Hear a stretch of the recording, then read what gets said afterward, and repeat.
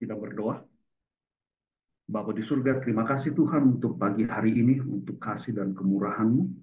Kami akan mempelajari sebagian daripada firman Tuhan. Kiranya kuasa Roh Kudus akan menyertai hati pikiran kami agar kami dapat menerima firman-Mu dengan baik. Dalam nama Tuhan Yesus kami telah berdoa. Amin.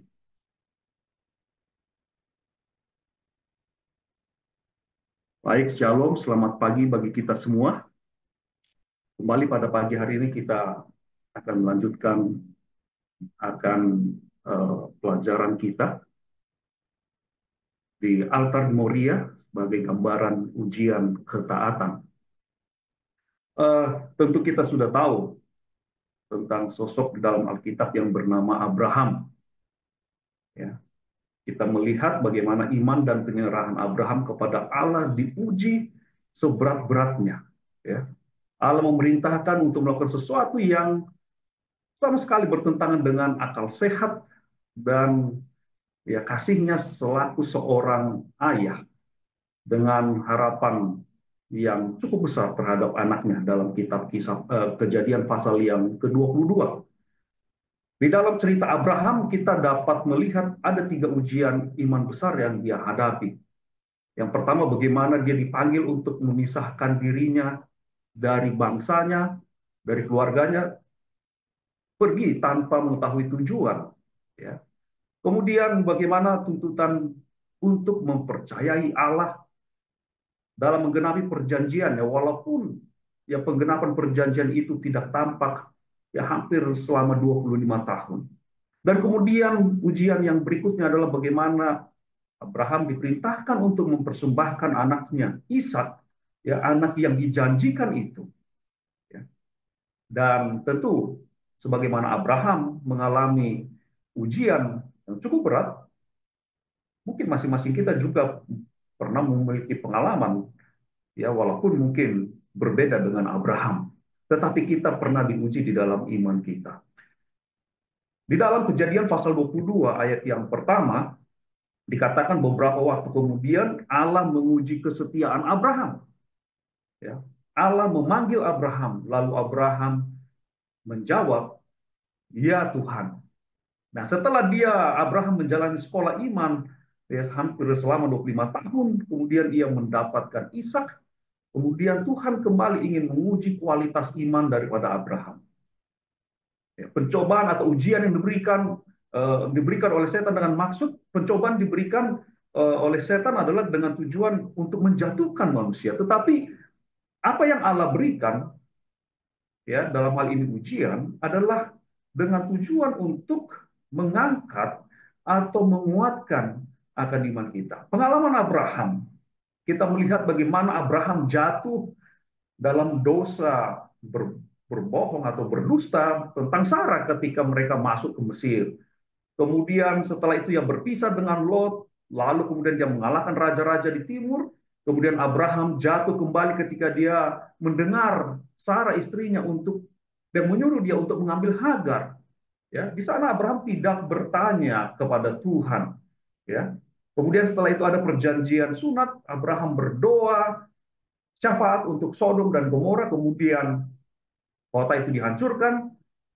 Kemudian Abraham pergi ke Negeb dan kemudian mengalami ketakutan tanpa iman. Ya, setelah semua proses itu selesai, ya, barulah Tuhan menjawab untuk memberikan anak perjanjian itu.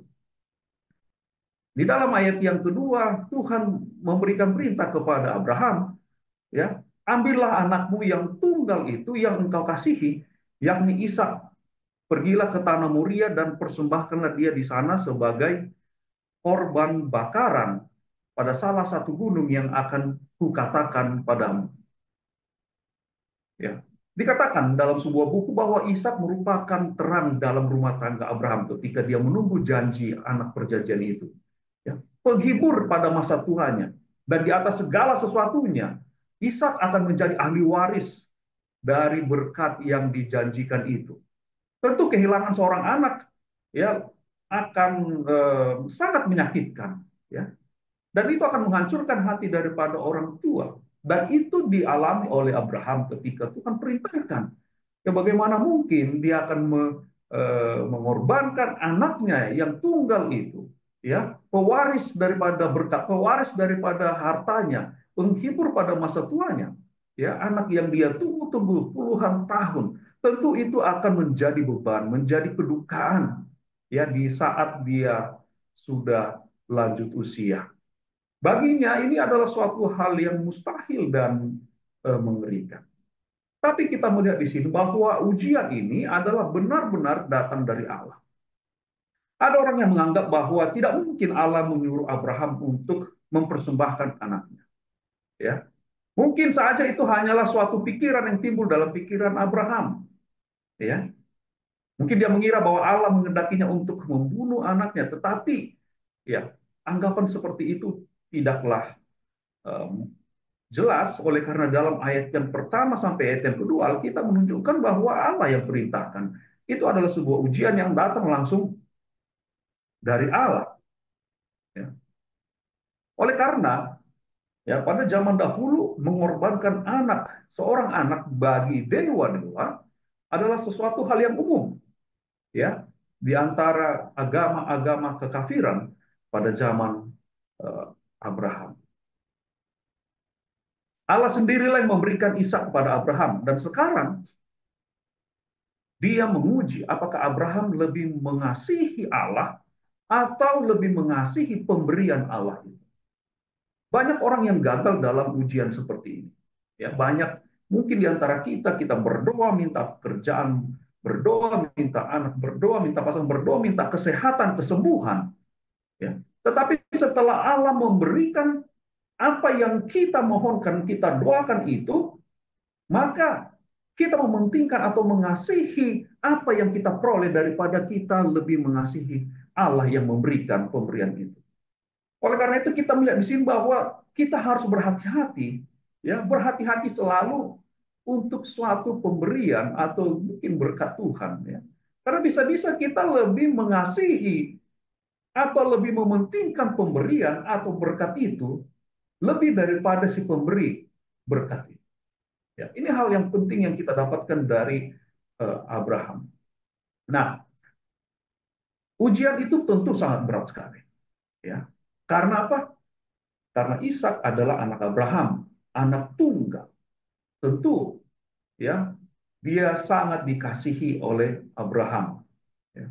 Nah, di dalam ujian ini Allah sedang menuntut sesuatu yang paling kita kasihi, yang paling kita uh, uh, karena apa? Karena Tuhan mau, ya, Tuhan yang harus lebih kita kasihi daripada yang lain. Saudara, apa atau siapa yang saudara kasihi dalam kehidupan saudara pada saat ini? Kalau seandainya Allah meminta hal itu dari saudara, apakah Anda mau memberikannya kepada Tuhan? Jadi ini hal yang berat bagi Abraham. Ya. Kemudian, karena Abraham mendapatkan Ishak setelah menunggu 25 tahun. Saudara, seandainya Abraham dan Sarah bisa mendapatkan anak dengan mudah seperti Yakub, ya, tentu mungkin cerita mungkin akan berbeda. Tetapi Abraham dan Sarah itu memperoleh anaknya itu menunggu, ya, 25 tahun dari janji Tuhan. Sehingga itu mungkin suatu hal yang akan berat untuk memberikan apa yang Tuhan minta.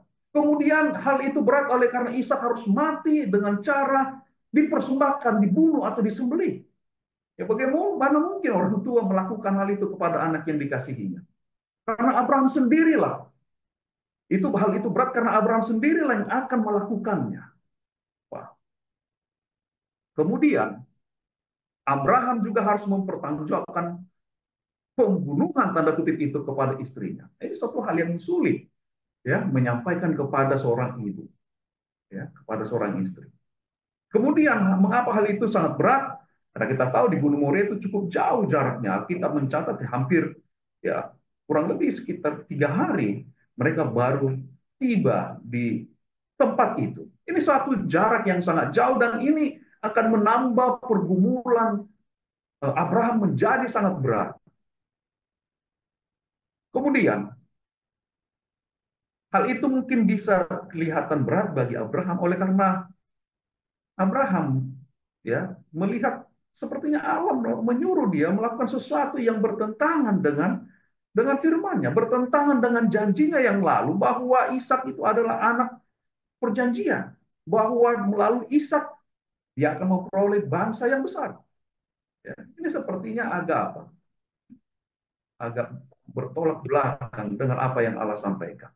Nah, di dalam buku sejarah para nabi dikatakan bahwa setan ada di samping Abraham. Ya, ketika Abraham memikirkan itu, ketika dia setelah dia mendapatkan janji atau perintah dari Tuhan, setan ada di situ dan setan berusaha untuk membisikkan kepada Abraham, Abraham, kamu itu tertipu, ya, itu bukan perintah Tuhan. Karena apa? Karena hukum Allah perintahkan jangan membunuh. Dan Allah tidak akan menuntut sesuatu hal yang pernah dilarangnya. Ya. Saudara,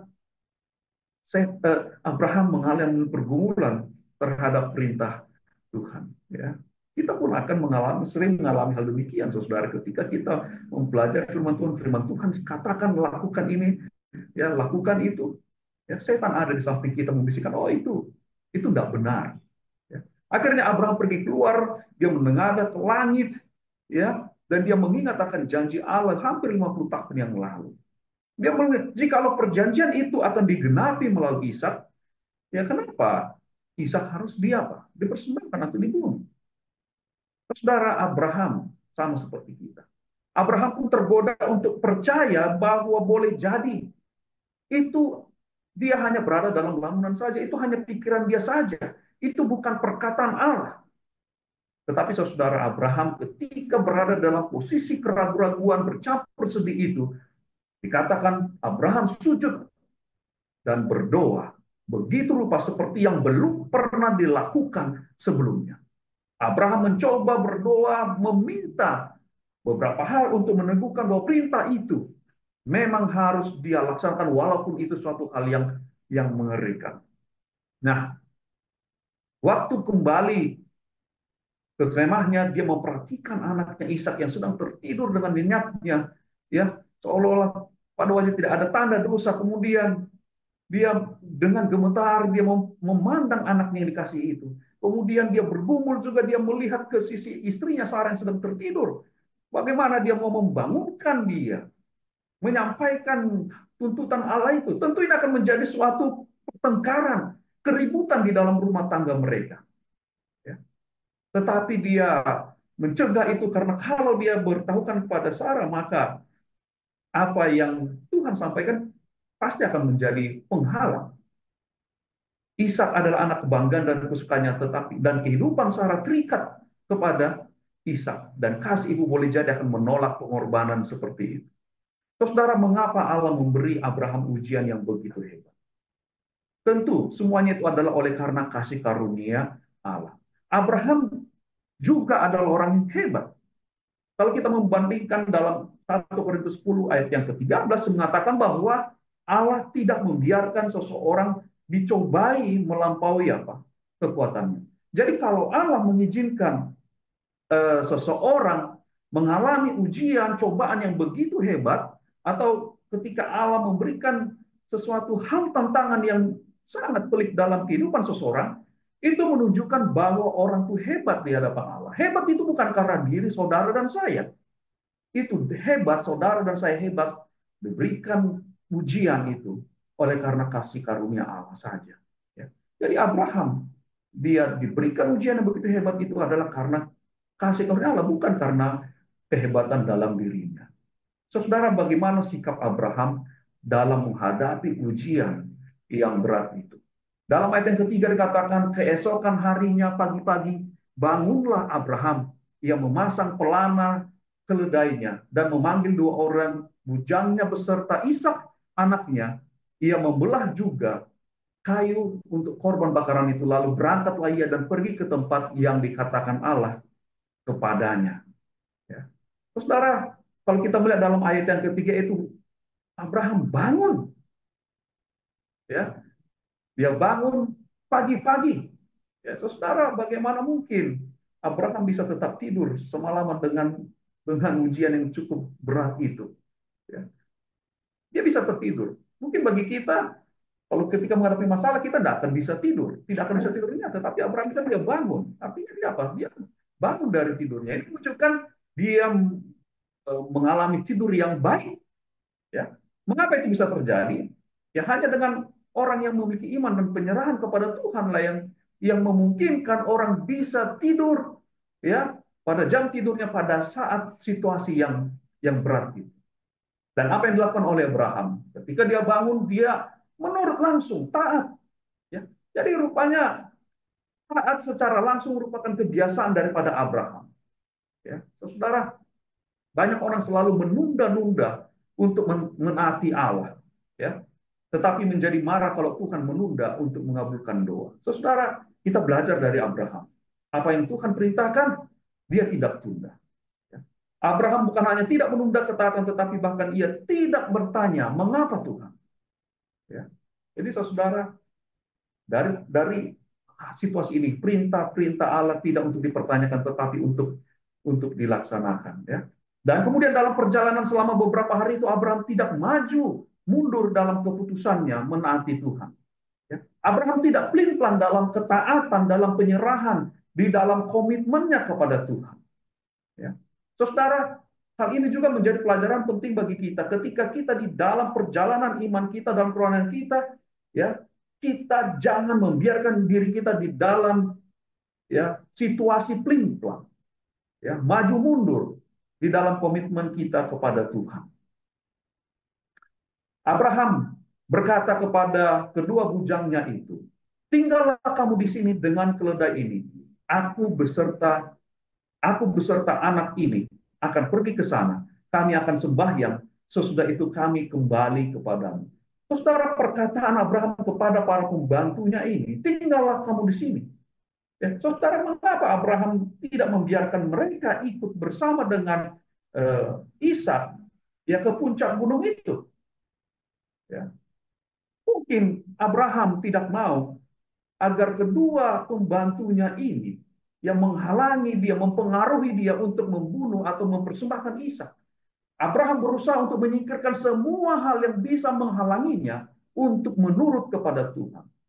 Ya, saudara, andai kata situasi itu terjadi kepada kita, seperti yang dialami oleh Abraham, mungkin saudara tidak akan membawa dua pembantu saudara. Saudara akan membawa 20 orang pembantu saudara, sehingga hal itu bisa membuat Anda memiliki alasan untuk menggagalkan atau tidak menaati akan perintah Tuhan. Ya. Kemudian Abraham mengatakan, sesudah itu kami kembali kepadamu. Ya, kata kami berarti bahwa itu adalah Abraham dan Ishak. Padahal Abraham naik ke atas untuk mempersembahkan Ishak sebagai korban kepada Tuhan. Lalu bagaimana Abraham bisa berkata bahwa kami akan kembali kepadamu? Ya. Saudara, ada banyak bermacam pandangan tentang hal itu. Ada yang mengatakan itu hanya dusta Abraham, itu hanyalah suatu harapan yang tidak pasti. Ya, itu juga merupakan suatu nubuatan yang tidak disadari. Ya, ada juga yang mengatakan bahwa itu adalah benar-benar ya iman daripada Abraham. Ya. Namun saudara, kalau kita melihat dalam cerita ini, ya kita melihat bahwa pandangan yang terakhir lah yang bahwa memang Abraham memiliki iman bahwa dia akan kembali bersama dengan anaknya Ishak. Saudara, lalu Abraham mengambil kayu untuk korban bakaran itu dan memikulkannya ke atas bahu Ishak anaknya, sedang di tangannya dibawanya api dan pisau. Demikianlah keduanya berjalan bersama-sama. Lalu berkata Ishak kepada Abraham ayahnya, "Bapa," sahut Abraham, "Ya anakku." Bertanyalah ia, "Di sini sudah ada api dan kayu, tetapi di manakah anak domba untuk korban bakaran itu?" Sahut Abraham dalam ayat yang ke-8, "Allah yang akan menyediakan anak domba untuk korban bakaran baginya anak." Demikianlah keduanya berjalan bersama-sama. Saudara, ini adalah dialog antara Ishak dan Abraham. Pertanyaan daripada Ishak ini sangat menyakitkan bagi Abraham. Sukar dikatakan apakah jawaban Abraham ini adalah dusta atau bahwa ia menjawab itu dengan iman. Ya. Tetapi kalaupun seandainya Abraham beriman, bagaimana ia tahu Allah sedang menyediakan domba ya kepadanya.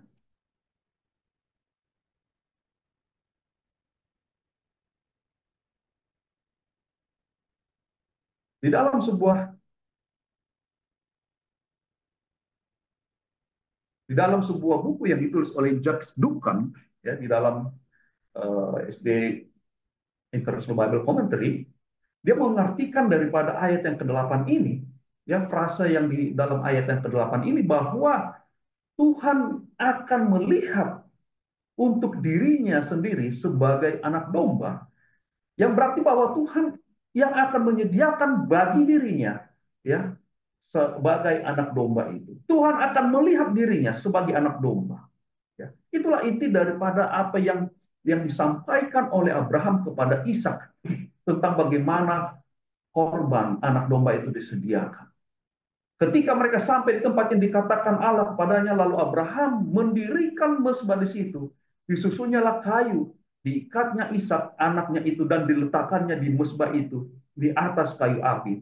Sesudah itu Abraham mengulurkan tangannya, lalu mengambil pisau untuk menyembelih anaknya. Saudara, kalau kita melihat dalam ayat yang ke-9 dan ke-10 ini, ada 6 kata kerja yang menggambarkan kegiatan, ya, daripada Abraham, dan diakhiri, ya, kata kerja ke-7 yang sebagai kesimpulan, yaitu akan menyembelih daripada anak. Saudara, Abraham mengikat Ishak, menunjukkan bagaimana Ishak membiarkan dirinya diikat, menunjukkan kepercayaan yang besar daripada Ishak, serta pengendalian diri yang tinggi. Ya. Dia membiarkan bapaknya yang sudah tua itu untuk membawa dia untuk disembelih. Ya. Saudara, Abraham betul-betul mau mempersembahkan anaknya Ishak kepada Allah. Abraham mengasihi Tuhan lebih daripada semua, dan Abraham mau memberikan yang terbaik kepada Tuhan. Saudara, Ishak, ya, mengetahui nasibnya. Dia merasa gentar dan merasa heran kenapa itu harus terjadi. Ya.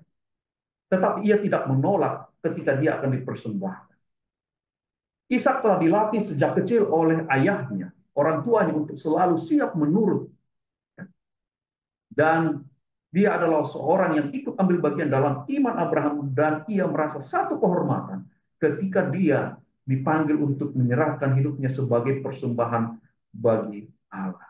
Ya, saudara, Ishak luar biasa. Ya, dia dengan lemah lembut berusaha meringankan kesedihan hati bapaknya, menolong tangan bapaknya yang lemah, mengikatkan tali yang mengikat tubuhnya ke mezbah itu. Saudara, ini adalah gambar daripada Sungai Gangga di India. Ketika ada seorang misionaris Amerika pernah tinggal di India, dan dia melihat ada seorang ibu yang berjalan menuju Sungai Gangga dan membawa 2 orang anaknya, yang satu lumpuh dan buta tetapi yang satunya sempurna. Kemudian misionaris itu berkata, "Mau kemana Kak Ibu?" Kemudian ibu ini berkata, "Oh, saya ingin mempersembahkan anak saya." Ya. Dan misionaris itu berusaha untuk membujuk itu supaya tidak mengorbankan anaknya di sungai itu. Tetapi hal itu tidak berhasil. Ibu itu tetap pergi dan mengorbankan salah satu anaknya bagi dewanya. Pada saat ia kembali, maka misionaris itu melihat bahwa anaknya tinggal satu, ya, yaitu yang lumpuh dan buta. Kemudian misionaris itu lalu bertanya, "Ibu, kalau engkau harus mempersembahkan salah satu anakmu, mengapa engkau tidak memberikan anakmu yang lumpuh dan buta itu?" Kemudian ibu ini menjawab, oh Tuhan, aku tidak tahu, ya, aku tidak tahu Allah macam apa yang kamu punya di Amerika. Ya. Tetapi yang aku tahu bahwa di negaraku ini, Allah kami mengharapkan kami untuk memberikan yang terbaik kepada dewa. Jadi banyak dari kita yang mengaku percaya bahwa Allah rela mati, ya, bagi kita, menderita bagi kita. Tetapi kita sangat kekikir dalam memberikan sesuatu kepada Tuhan. Ya, saudara, tetapi Abraham tidak. Dia berusaha memberikan yang terbaik kepada Allah. Karena dia tahu bahwa Allah sangat mengasihi dia. Keyakinan Abraham tentang akan tergenapinya janji Tuhan tidak ia letakkan pada Ishak yang adalah anak perjanjian itu, tetapi dia letakkan pada Tuhan atau firman Tuhan sendiri. Itu sebabnya dikatakan karena iman maka Abraham, ya, rela mempersembahkan anaknya yang tunggal, karena dia tahu Allah berkuasa membangkitkan orang-orang sekalipun dari antara orang mati. Karena dia yakin bahwa dari sana dia akan menerima kembali anaknya, walaupun apa? akan mati. Saudara, ini satu hal yang sangat luar biasa dari kehidupan Abraham. Apa yang menjadi tindakan Tuhan? Di dalam ayat yang ke-11 berserulah malaikat Tuhan dari langit kepadanya. Abraham, Abraham. Sahut Abraham, ya Tuhan. Lalu ia berfirman, jangan bunuh anak itu dan jangan kau apa-apakan dia. Sebab telah kuketahui sekarang bahwa engkau takut akan Allah dan engkau tidak segan-segan untuk menyerahkan anakmu yang tunggal kepadaku. Saudara, ini tidak berarti bahwa Tuhan mengubah rencananya. Karena dari semula Tuhan hanya ingin menguji Abraham. Ya. Dalam ayat yang ke-12, sebab telah kuketahui sekarang. Saudara, ujian itu yang diberikan oleh Allah itu tidak dirancang untuk menakut-nakuti Abraham, tetapi digunakan oleh Allah untuk meyakinkan Abraham akan kasih karunia-Nya. Hal ini dialami oleh Musa. Ya, bagaimana Musa memiliki gagasan tentang ujian dalam Keluaran 20 ayat 20. Janganlah takut sebab Allah telah datang dengan maksud untuk mencoba kamu dan dengan maksud supaya takut akan Dia ada padamu agar kamu jangan berbuat dosa. Tuhan memberikan ujian itu kepada Abraham untuk menunjukkan bagaimana kasih karunia melimpah dalam kehidupan. Bagaimana Dia ingin menggenapi janjinya kepada Abraham. Ya. Engkau tidak segan-segan untuk menyerahkan anakmu yang tunggal kepada Abraham. Rela kehilangan putranya, rela kehilangan akan masa depannya demi untuk Allah. Saudara, dia tidak segan-segan untuk menahan ya apapun yang diminta oleh Allah. Saudara, bagaimana dalam kehidupan kita? Apakah kita tidak segan-segan untuk ya tidak menahan apapun dari kita ketika Tuhan meminta sesuatu dari kita? Ya, saudara, dalam hal ini iman Abraham tidak mencoba untuk mencari maaf bagi dirinya ya untuk tidak menurut pada Allah. Dia mungkin bisa punya banyak alasan untuk berdalih dan meragukan Tuhan. Ya. Ia dapat berdalih bahwa dengan mengorbankan anaknya, dia bisa katakan, Tuhan, saya akan disebut sebagai seorang pembunuh. Saya akan menjadi Kain yang kedua. Ya. Dia bisa menggunakan dalih itu. Dia bisa juga mengatakan, Tuhan, saya sudah usianya lanjut. Ya, seharusnya saya bebaslah dari hal itu. Tetapi Abraham tidak berusaha berlindung dari berbagai dalih. Abraham sama seperti kita, seorang manusia, memiliki sifat-sifat yang sama dengan kita. Tetapi Abraham tidak berdalih-dalih walaupun hatinya terluka, sedih pada saat itu. Karena dia tahu bahwa Allah adalah adil dan benar di dalam segala tuntutannya. Dan ia akan menurut perintah-perintah Tuhan dengan sungguh-sungguh. Saudara, kebaikan yang dilakukan oleh malaikat tentang Abraham bukanlah pada kemampuan untuk berkorban bagi Allah, melainkan kemampuannya untuk mempercayai Allah dan untuk menaruh imannya kepadanya. Saudara, lalu Abraham menoleh dan melihat seekor domba jantan di belakangnya yang tanduknya tersangkut dalam belukar. Abraham mengambil domba itu lalu mengorbankan sebagai korban bakaran pengganti anaknya. Dan Abraham menamai tempat itu Tuhan ya menyediakan. Sebab itu sampai sekarang dikatakan orang di atas gunung Tuhan akan disediakan. Saudara, Allah memberikan domba sebagai pengganti Ishak. Tuhan menyediakan ya domba itu disediakan di gunung. Tuhan tidak memberikan domba itu di kaki gunung, saudara, tetapi diberikan di atas gunung. Karena apa? Karena itu akan menghancurkan ujian iman Abraham kalau itu Tuhan sediakan di kaki gunung. Tetapi Tuhan juga tidak memberikannya secara terlambat kepada Abraham sesudah menyembelih Ishak. Ya. Saudara, kita melihat di sini bagaimana Abraham mengatakan di dalam ayat yang ke-7 bahwa Tuhan akan menyediakan domba. Ini adalah domba kecil dalam bahasa aslinya. Tetapi kita melihat sini di dalam ayat yang ke-13, ketika Abraham melihat domba jantan, itu dalam bahasa asli Alkitab itu berbeda dengan domba di dalam ayat yang ke-7. Ayat yang ke-7 adalah domba kecil.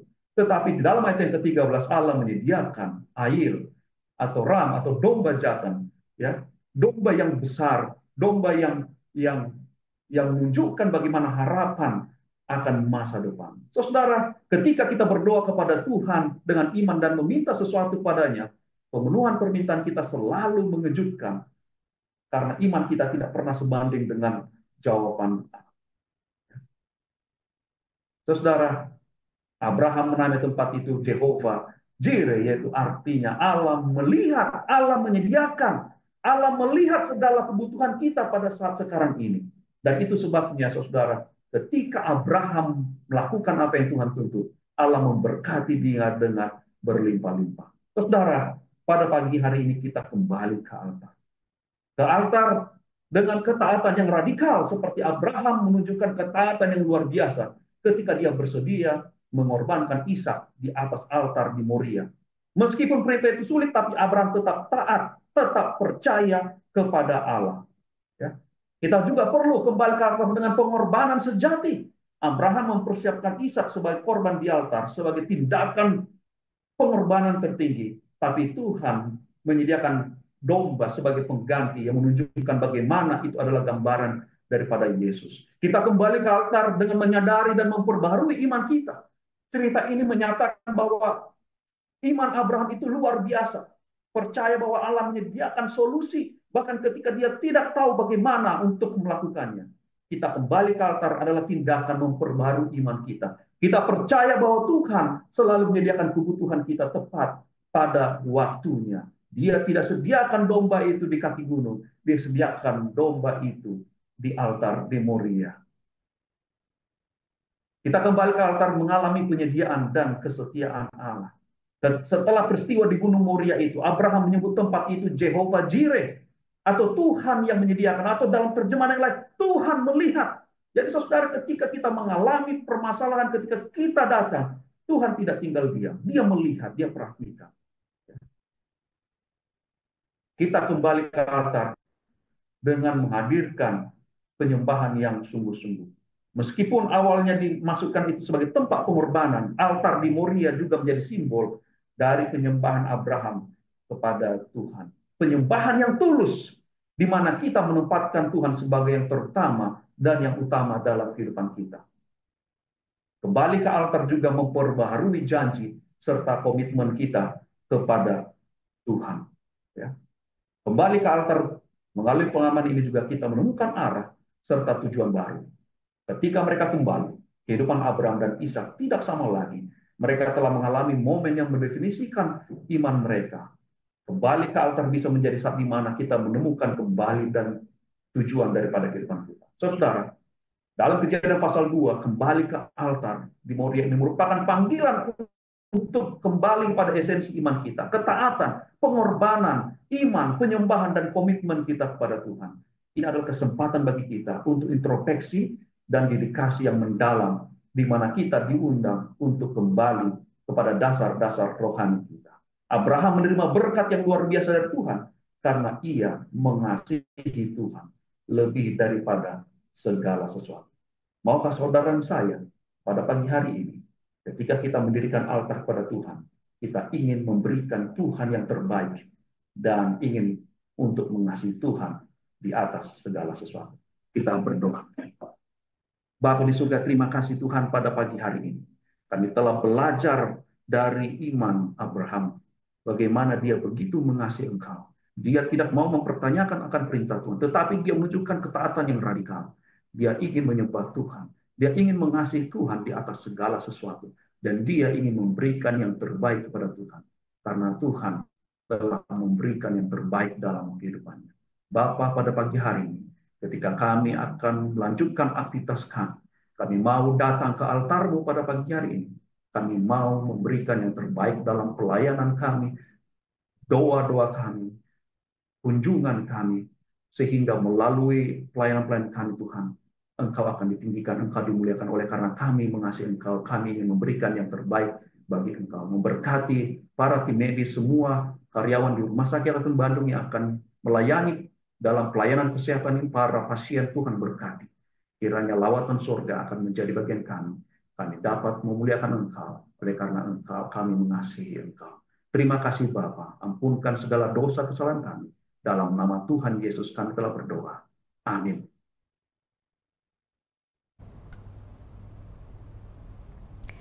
Kepercayaan Abraham kepada Allah adalah inti dari imannya. Dia memiliki keyakinan bahwa Allah akan memenuhi janjinya. Bahkan itu tampak mustahil. Contoh yang diberikan oleh Abraham bagaimana iman dapat menggerakkan kita untuk bertindak dan mengandalkan Allah dalam setiap aspek kehidupan kita. Bagaimana kita merespons panggilan Allah dan sejauh mana kita percaya pada janjinya dan sejauh mana kita bersedia mengikutinya dalam ketaatan, semuanya akan membentuk bagaimana kita menjalani kehidupan kita sebagai orang percaya. Marilah kita hidup dengan iman kepercayaan dan ketaatan kepada Allah. Kita ucapkan terima kasih kepada Bapak Pendeta Putra Sahabat Sinaga atas firman Tuhan yang telah dibagikan. Rangkaian acara Pekan Doa kita pada hari ini telah berakhir. Besok kita akan kembali mendengarkan firman Tuhan dengan judul Mizpa, Altar Perjanjian Damai. Oleh sebab itu, Bapak, Ibu, Saudara-saudari, pemirsa RSA Channel dimanapun berada, jangan lupa untuk hadir pada besok hari di jam dan link yang sama. Akhir kata, saya Dr. Erni Nusawakan dan seluruh kru studio pamit undur diri. Selamat pagi, selamat melayani, dan Tuhan memberkati.